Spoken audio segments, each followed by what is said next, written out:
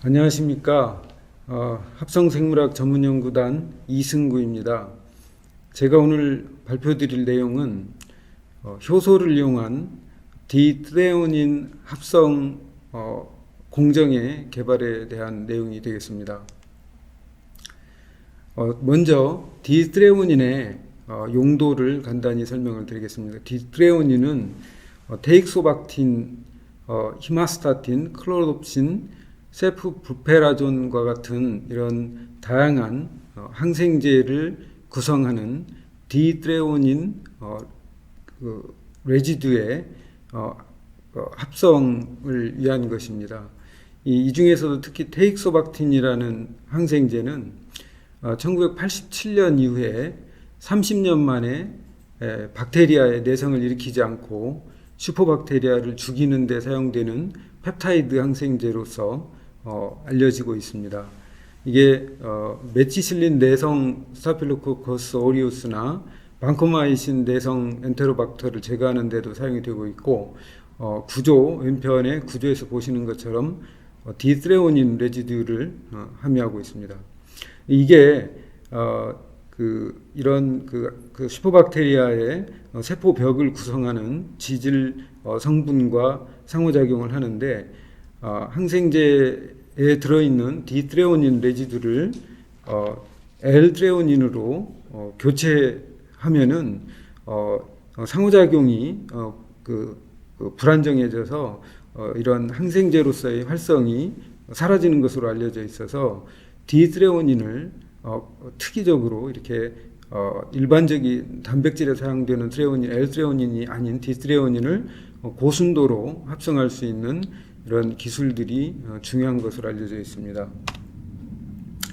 디트레오닌을 합성하는 방법으로는 왼편 그림에서 보시듯이 다양한 화학적 방법들이 알려져 있고, 이 방법을 써서 L-알로트레오닌, L-트레오닌, D-알로트레오닌 등 다양한 유도체가 만들어집니다. 그러나 기존의 디트레오닌 합성 방법은 실제 수율이 매우 낮고 실제 순도도 떨어지고 비용도 많이 들고 해서 고순도의 디트레오닌을 합성하는 기술 개발의 필요성이 알려져 있습니다.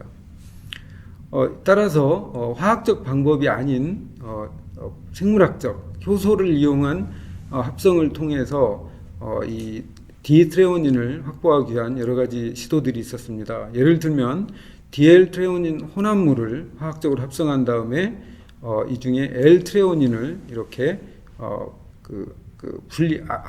아미노기를 분리해서 디트레오닌만 남기는 방법, 또 트레오닌 아미드를 만들어서 아민기를 이렇게 디아미네이션 하게 되면은 디트레오닌만 남습니다. 이런 방법. 또 저희가 본 연구에서 주로 시도하고 있는 글라이신, 화학적으로 합성한 글라이신에 석유 화학에서 뽑아낸 아세트알데하이드를 이렇게 직접 부가시켜서 디트레오닌을 만드는 이런 방법들이 알돌레이즈를 이용한 방법들이 알려져 있습니다. 근데 이 과정에서 대부분 입체 특이성이 낮고 효소 활성도 매우 낮고 이래서 실제 공정으로 적용하기는 매우 어려운 상황이었습니다. 그래서 프로틴 엔지니어링 또 하이스루풋 스크리닝을 통한 분자 진화적 방법을 통해서 원하는 효소를 개발하는 연구가 다양하게 이루어져 왔습니다. 특히 이런 분자 진화적 방법을 이용해서 효소를 개량하는 기술에는 저희가 저희 합성생물학 연구단에서 계속 오랫동안 연구해온 유전자, 지능형 유전자의 회로를 이용한 고속 탐색 기술을 활용해 보고자 하였습니다. 이 방법은 한 예를 들면은 이런 타이로신이 있을 때 타이로신을 분해해서 페놀이 나오면은 페놀을 특이적으로 인지하는 전사인자를 써서 이렇게 세포 안에 형광 물질이 쌓이게 만들고 이 정량적으로 발생한 형광량을 측정해서 원하는 효소를 찾거나 개량하는 이런 방법이 되겠습니다. 이 방법은 예를 들면 에스터레이즈나 셀룰레이즈, 그림에서 보시는 것처럼 이런 다양한 효소들의 기능을 이렇게 그 세포 단위로 측정할 수가 있습니다. 이 방법을 쓰면은 밑에 게스라고 표기한 부분이 저희가 세포 단위의 활성을 측정한 것이고, 밑에 그 노란색 바로 표현한 것이 전통적인 발색 방법을 써서 분석한 건데, 개별 세포 단위로 분석하면서도 유사한 활성을 측정하고 있는 것을 알 수 있습니다. 이 방법을 본 연구에서 말씀드린 트레오닌 아미데이즈에 적용하게 하려면 그림의 우측에 있는 이런 트레오닌입니다. 이 구조가 트레오닌과 이런 아미노페놀 구조를 이렇게 아마이드 형태로 결합시킨 기질을 합성을 해서 세포에 줍니다. 그럼 세포에 말씀드린 트레온 아미데이즈가 디스페시픽 트레온 아미데이즈가 작용을 하면은 이렇게 아미노페놀이 만들어지고, 앞서 보여드린 것과 같은 원리로 세포가 이 활성을 가지면은 형광을 띠게 되는 이런 방식이 되겠습니다. 이 방법을 써서 개별 세포 단위로 트레온 아미데이즈 활성을 측정하는 그림을 보여주고 있습니다. 팩스에다가 이렇게 반응시킨 세포를 흘려보내주게 되면은 활성이 있는 경우에 팩스에서 이렇게 우측으로 더 강한 플로레센스를 띠는 세포들을 회수할 수 있게 됩니다. 이런 방법을 써서 다양한 미생물 종에 대해서 효소 활성의 존재 여부를 조사하였습니다. 그 결과 그림의 왼편에 보시듯이 바실러스, 또 로도코커스, 랄스토니아 등 수종의 미생물에서 높은 형광 활성을 보이는 것들이 분리가 되었고, 실제 이 미생물들에서 해당 유전자를 분리해서 발현시키고 정제하여 HPLC로 분석하였을 때도 높은 활성을 보이는 미생물들이 확보가 되었습니다. 그래서 여기에서 확보된 유전자들을 동일 방법으로 이 랜덤 뮤테이션을 도입을 하고, 그 라이브러리를 이렇게 동일하게 팩스를 써서 10의 5승계, 10만 개 이상의 변이를 분석을 하게 되었습니다. 그 과정에서 높은 형광 활성을 보이는 F119A 변이 효소 아미데이즈를 찾게 됐습니다. 이 변이 아미데이즈는 페닐알라닌 119번이 알라닌으로 변이된 건데, 이를 통해서 징크 액티브 사이트에 있는 징크에 대한 코디네이션에 변화가 오고, 그로 인해서 초기 활성이 와일드 타입 야생형 대비 8배가량 높은 효과를 보이는 것으로 나타냈습니다. 그러나 이렇게 얻어진 변이 효소를 이용해서 실제 반응 공정을 수행하고자 하였으나 활성값이 기대한 수준에 미치지 못한다라는 판단을 내렸습니다.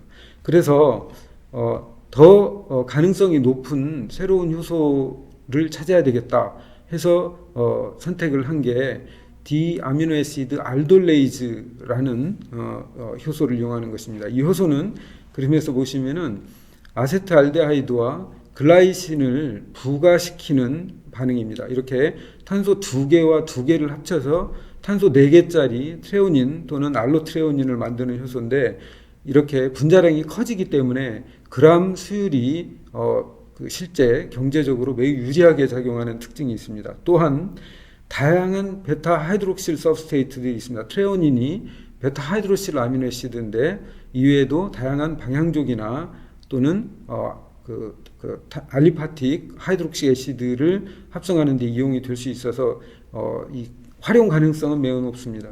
그러나 이 경우에서도 오른쪽에 붉은색 그 박스로 표시한 걸 보시면은 D 값이라는 게 이게 광학적 순도를 의미합니다. 근데 광학적 순도가 2%, 6% 이런 식으로 매우 떨어집니다.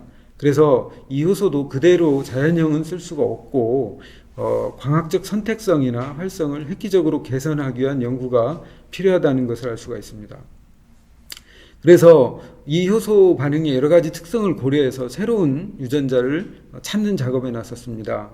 먼저 이 반응의 기질로 사용되는 아세트알데하이드가 있습니다. 아세트알데하이드와 글라이신의 부가 반응인데, 아세트알데하이드의 끓는 점이 20도 정도밖에 안 됩니다. 그러다 보니까 기존에 이 알돌레이즈 반응을 하던 사람들이 대개 37도에서 했습니다만 저희는 20도 이하로 반응 온도를 낮추기 위해서 저온에서 생육하는 해양 미생물 자원을 대상으로 하기를 원했습니다. 그래서 저온 활성이 높은 효소 자원을 발굴을 시도했고 그 결과 필로마이크로비움 메리넘이라는 이 그 해수 사는 저온 미생물로부터 우리가 원하는 디트레오닌 알돌레이드 후보를 분리할 수 있었습니다. 이 필로마이크로비움 유래의 DTA를 디트레오닌 알돌레이즈의 어떤 특성을 보여주는 데이터들을 모아봤습니다. 보시면은 이렇게 pH도 다른 알려진 것들에 비해서 약간 더 알칼리 쪽에서 최적을 형성을 하고 있고, 특히 D 값에 있어서 기존에 알려진 어떤 효소보다도 훨씬 높은 광학적 선택성을 갖는 효소인 것을 알 수가 있었습니다. 이거는 저희가 당초 의도했던 이 광학 순도가 높은 공정 개발에 굉장히 파지티브한 이게 가능성을 보여주고 있습니다. 또한 효소 활성에 있어서도 전 온도 범위에서 높게 나타나고, 또 징크 망간에 의존적이고 아미노산을 대상으로 하기 때문에 PLP를 갖고 있는 효소로 확인이 되었습니다. 이 효소를 이제 그 구조를 규명하고 D 값을 올리고 활성을 더 높이기 위한 연구를 공동연구진 경북대 김경진, 전남대 염수진 교수와 함께 진행을 했습니다.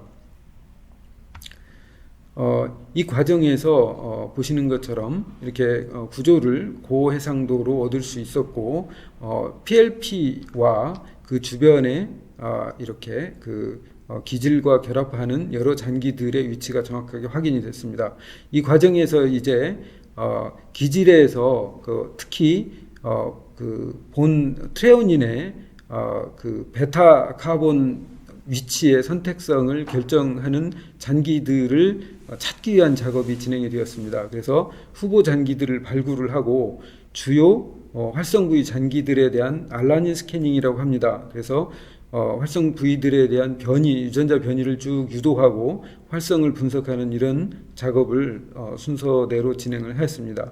이 과정에서 매우 흥미롭게 발견이 된 것이 글라이신 179번을 알라닌으로 변이시키는 경우 활성은 한 20% 정도로 떨어지지만 그림에서 보시듯이 이 그 활성은 떨어지지만 광학적 순도, 광학적 특이성인 D 값이 100에 가깝게 올라가는 것을 알 수 있습니다. 특히 여기에다가 S312A 뮤테이션을 병행 도입하면은 거의 99.5%에 달하는 고순도가 가능하다라는 것을 확인하였습니다. 그래서 이렇게 얻어진 변이들을 사용을 해서 우리가 높은 광학적 순수성을 갖는 디트레오닌, 의학용 디트레오닌을 합성할 수 있다 하는 가능성을 발견을 했고, 특히 이 변이들을 지금 저희가 처음 발굴한 필로마이크로비움 DTA, 디트레오닌 알돌레이즈 뿐만 아니라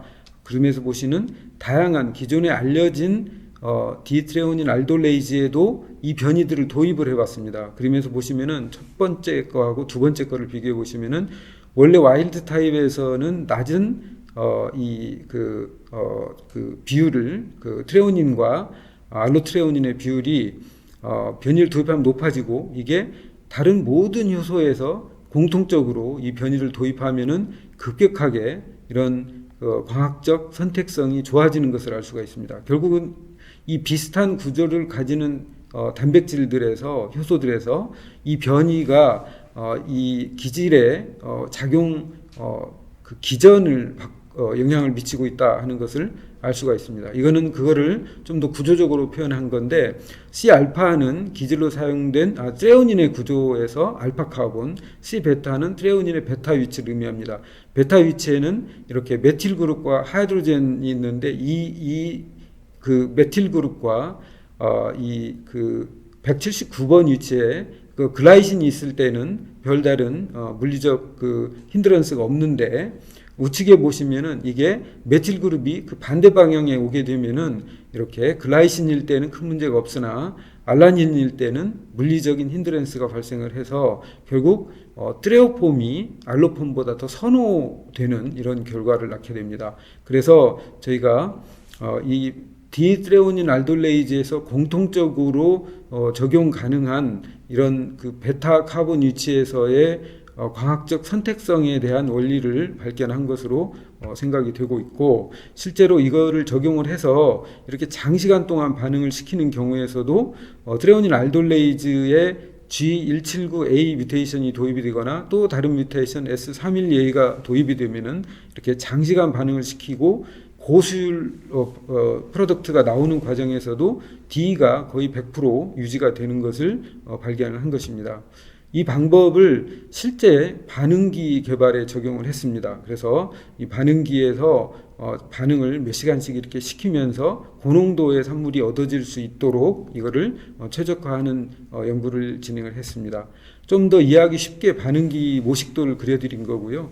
그림에서 보시면은 기질인 아세트알데하이드를 이렇게 완전히 반응기 전체가 20도 근처이기 때문에 거의 보일링 포인트 수준에서 아세트알데하이드가 기화될 수 있습니다. 그래서 반응기 전체를 폐쇄 시스템으로 만들고 저온에서 이렇게 반응을 기질을 계속 공급하면서 반응을 시켰을 때 이렇게 선형적으로 지속해서 산물 농도가 증가해가지고 6시간 정도 만에 약 50g/L까지 증가되고 기존에 알려진 어떤 디트레오닌 합성 방법보다도 생산성이나 순도 면에서 우수한 이런 기술을 개발할 수 있었습니다.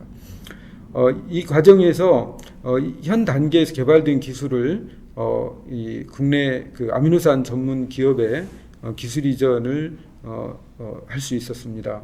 그리고 기술 이전 이후에도 기업의 이 산업화를 지원하기 위해서 최대한 생산된 우리 DTA 효소의 가용성 발현량 또 생산된 그 세포량을 더 효율적으로 그 공급하기 위한 후속 연구를 진행을 하게 되었습니다.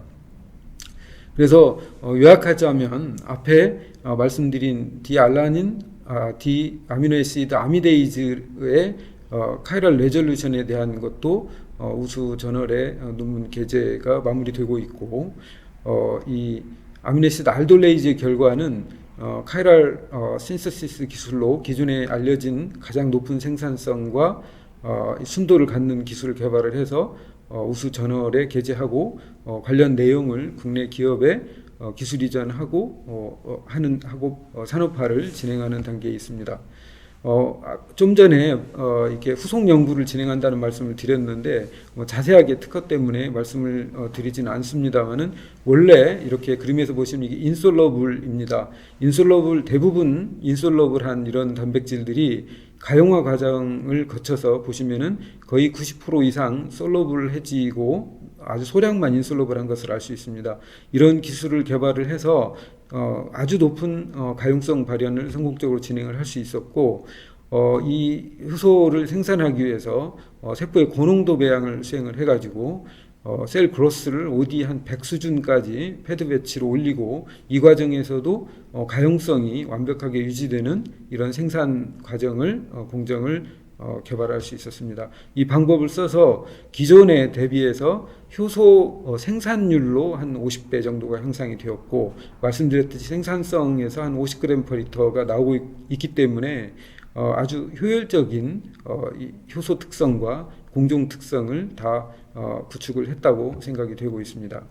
이렇게 만들어진 경제성은 결국은 이렇게 효소 공정만 개발한다고 되는 것이 아니고, 이거를 이제 관련된 효소 비용을 더 떨어뜨릴 필요가 있습니다. 산물 정제 비용에도 고정화 효소를 쓰게 되면 훨씬 유리해집니다. 그래서 저희가 이렇게 알지네이트를 이용한 고정화 세포를 제조를 시도하게 되었습니다. 이거는 알지네이트 안에 세포를 고정화하는데 약 99%의 수율로 대부분 고정화됐고, 활성으로도 25% 정도가 회수가 되는 이런 방법을 써서 결과적으로 이렇게 알지네이트만 세포 안에 넣어서 반응을 시키고 건져내고 이거를 다시 재사용하는 이런 아주 손쉬운 방법으로 디트레오닌을 이렇게 생산할 수 있는 공정이 구축이 되고 있습니다.